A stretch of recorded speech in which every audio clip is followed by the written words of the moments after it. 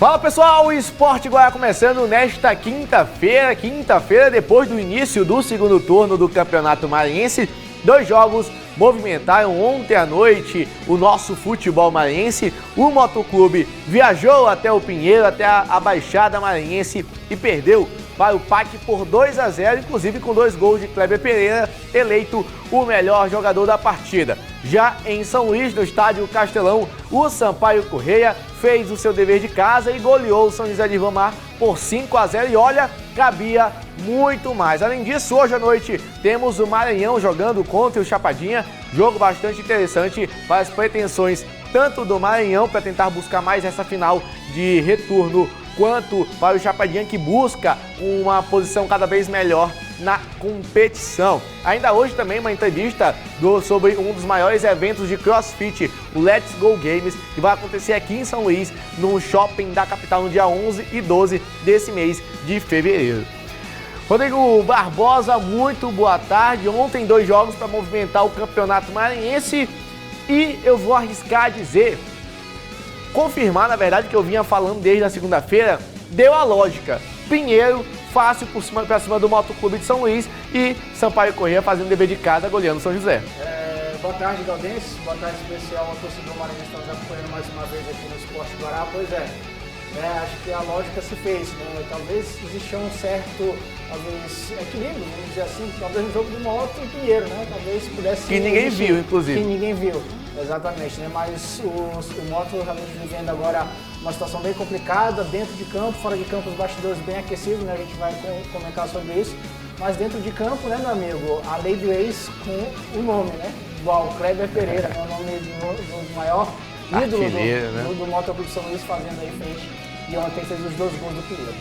Vamos começar falando do Sampaio Corrêa, que ontem no estádio Castelão, até mesmo com uma chuva que caiu ali, uma certa garoa, depois aumentou, intensificou, mas o Sampaio Corrêa, amplamente favorito, fez valer o dever de casa, principalmente no segundo tempo. Coloca pra gente os melhores momentos na tela com a análise do nosso glorioso Rodrigo Barbosa, porque Rodrigo no primeiro tempo, o Sampaio Corrêa deixou um pouco a desejar. Abusou de perder gols para cima do São José de Ribamar, que pouco assustou, pouco teve a posse de bola e tentou ser ofensivo. E o Sampaio Corrêa brincou ali de perder gols na primeira etapa. Até parecia, pelo placar do jogo, que quem não acompanhou a partida, que poderia haver algum tipo de equilíbrio no jogo, né? Mas não, quem assistiu viu que foi o próprio Sampaio Corrêa que não conseguiu ser efetivo o suficiente para marcar, para ampliar ou fazer um placar elástico ainda no primeiro tempo. Acredito que o Felipe Conceição deu aquela chacoalhada no time, porque no segundo tempo foi totalmente diferente, inclusive com as peças que entraram. O Vinícius Alves marcou o gol dele, sim, perdeu um outro, é verdade, mas deixou um. Meu amigo, o Vinícius Alves não se ajuda também, tá aí o gol dele passando, né? Alguns detalhes desse jogo. Primeiro que o primeiro tempo realmente foi bem fraco tecnicamente, parecia realmente o Sampaio, essa chocalhada que tu falas, fez realmente a diferença, que o Sampaio pouco criou oportunidades, mas parecia não estar ligado, 100%. Inclusive o gol veio de pênalti, né? Exatamente, pois é. E aí, cara, uma das coisas que eu mais fiquei assim, absurdado, vamos dizer assim, que me chamou muita atenção é o São José. Como o time do São José é ruim, macho. Eu tinha visto alguns jogos do São José pela TV e tal, mas agora eu acompanho. Ao vivo é uma coisa absurda, cara. Parece um time amador, os caras errando passe de 1 metro, né? Então aí o Sampaio, quando resolveu jogar realmente, e aí o detalhe dessa cobrança é que ele mudou o jeito de cobrar, né? O Varley, que era aquela cobrança de esperar um pouco mais para tocar, esperar o goleiro definir, dessa vez não. Foi realmente com uma cobrança mais firme, realmente escolhendo o canto e batendo forte, né? Então, o Sampaio fez o que devia fazer. O primeiro tempo não parecia realmente que ia deslanchar para fazer os 5-0. Esse gol aí, o detalhe é do passe do Mauro Silva, que para mim foi absurdo.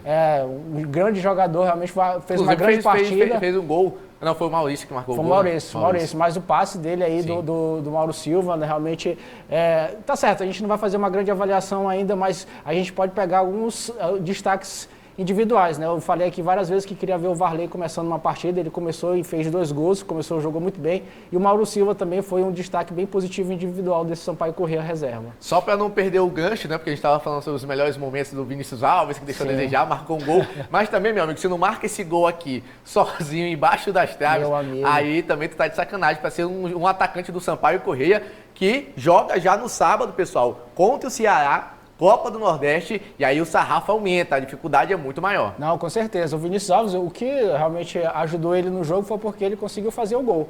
Porque a galera lá que estava acompanhando os guerreiros, os 370 guerreiros torcedores que foram ontem acompanhar Sampaio e São José, né, já estavam caindo em cima do Vinícius Alves pelo gol que ele perdeu, né? Que ele tirou bem o goleiro, mas na hora de finalizar não teve tanto sucesso, né? Então ainda bem que ele conseguiu marcar um gol e acho que tira também um pouco mais do peso dele, dessa cobrança que ele vem tendo excessiva por parte dos torcedores. Pelo lado do São José fica aquela mesma situação, né? Vai tentar brigar até o final para não cair, mas Rodrigo Barbosa, que a verdade seja dita, é praticamente insalvável, né, o São José de Ribamar. O meu São José, que eu sempre digo que é incaível dessa vez, meu amigo, eu acho que não vai ter para onde correr. Né? Principalmente pelo que apresentou. Inclusive, falar em cair, Leandro Lago caiu, né? Caiu, exatamente. A gente vê que o problema do São José não é só campo, né? Não é só dentro das 4 linhas, né? A gente vê que é um problema de bastidores mesmo. Sim. Né? A gente lembra da primeira rodada ainda, praticamente o primeiro técnico do São José jogou, treinou a primeira partida, foi praticamente já demitido, né? Já treinou ali só por mera obrigação mesmo, né? Logo depois da partida também foi demitido, né? Agora o Leandro Lago, e aí a forma como o São José colocou através da sua assessoria teria sido um problema. Cara, o Leandro Lago já passou por vários clubes aqui, eu nunca ouvi dizer que o Leandro Lago, pelo contrário, né? Um cara que sempre tem um comportamento inclusive, muito que me chama a atenção admirável. foi o texto da assessoria de comunicação do São José falando que foi problemas, postura profissional. Exatamente, cara. Quando uma assessoria de comunicação menciona isso, afirma isso, na verdade, em relação à postura profissional do técnico Leandro Lago, aí a gente fica com o pezinho atrás para tentar imaginar, porque assim, é um cara que tem uma história no futebol e a gente nunca ouviu falar de nenhuma história extra-campo ali, que, enfim, de relacionamento que não tenha dado certo. E por tudo que vem acontecendo com São José, hoje, se eu fosse para apostar, eu apostaria muito mais em um problema da diretoria, por parte da diretoria, do que propriamente pelo Leandro Lago. Pelo que a gente conhece, eu não conheço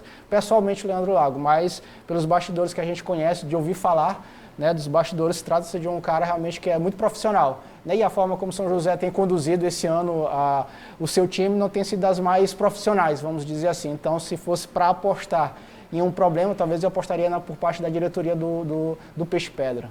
Olha, a gente vai para um rápido intervalo. Na volta tem Moto Clube de São Luís que perdeu fora de casa para o Búfalo da Baixada.